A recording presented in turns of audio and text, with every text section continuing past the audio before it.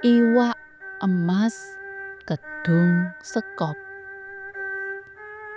Ora sethithik wong kang kandha yen ing kedhung sekop kuwi ana iwak emase. Saben ngetok jare sak bantal gedene. Iwak emas kasebut wis mataun-taun ning kono, nanging durung ana wong sing bisa nyekel. Kanggone sing saben dina mancing ing kono wis dudu bab sing aing maneh. Ora entuk iwak emase, isih ana iwak liyane kang gampang dipancing. Kaya bangsane wader, uceng, lan kotes. Nanging wong mancing ning kedhung sekop keri-keri iki wiwit nyringkih. Ora merga kok kakehan wong mancing, nanging ana wae polahe nom-noman kang gawe ora jenjem. Tanpa sungkan padha manjer jaring ana kono. Kurang marem anggone jaring, dina liyane ganti disetrum. Ora maido, asile bisa luwih akeh tinimbang mancing. Ing bab kuwi gawe wong mancing padha ngundha-mana. Wah, yen ngene iki lak yo sakake wong sing saben dinane mancing. Bocah-bocah anyaran kuwi pancen ora duwe tata krama anggone golek iwak. Grenenge Tukimin karo ngewet tali pancinge. Sore sadurunge mulih, Tukimin ngelegakake nuturi Andi. Jare arep golek iwak ning kedhung sekop kene. Mbok yo nganggo cara sing lumprah. Yen ngerti sok dipancingi, mbok yo aja dijaring utawa disetrum. Dene yen arep jaring iwak, becike wayah bengi wae. Mangkono kandhane Tukimin. Andi mung monthak mantuk wae. Banjur esuke balik mancing maneh.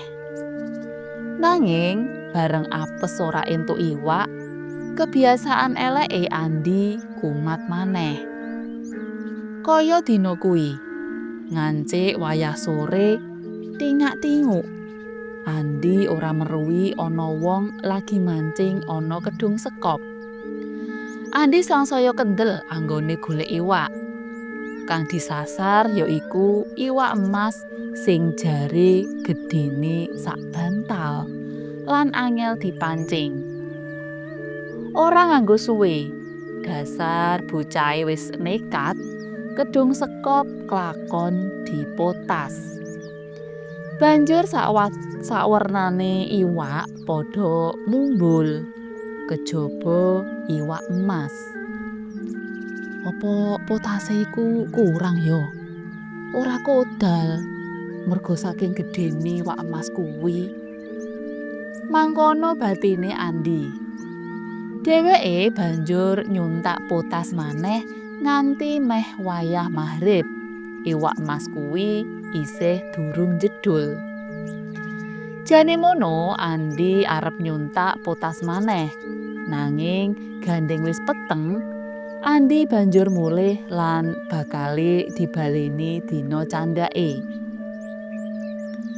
Wengine Andi nemahi kedadeyan sing ora bakal dilalekake saklawase.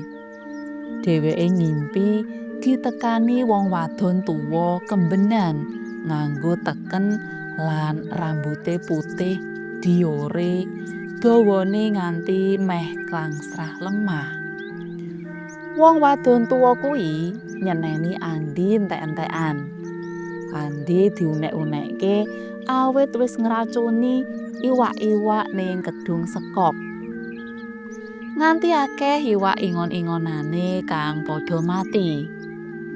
Bejane iwak emase isih bisa dislametake saka pokal gaweane Andi lan dheweke diweling yen ora mandeg anggone ngracuni iwak ing kedhung sekop, dheweke bakal dijaluk ganti dadi tumbal ing kedhung kuwi. Ampun, ampun Mbah, ampun. Kula mboten ajeng mbaleni malih. Tulung, ampun Mbah, ampun. Tangis saka mimpine. Andi isih bengak-bengok kaya wong kesurupan. Lambene ndremimil, awake panas, kringete grobyos. Panyawange mendelik, ora kedhep. Kedadian kasebut ndadekake bingunge wong sak omah. Ibune mlayu metu golek pitulungan.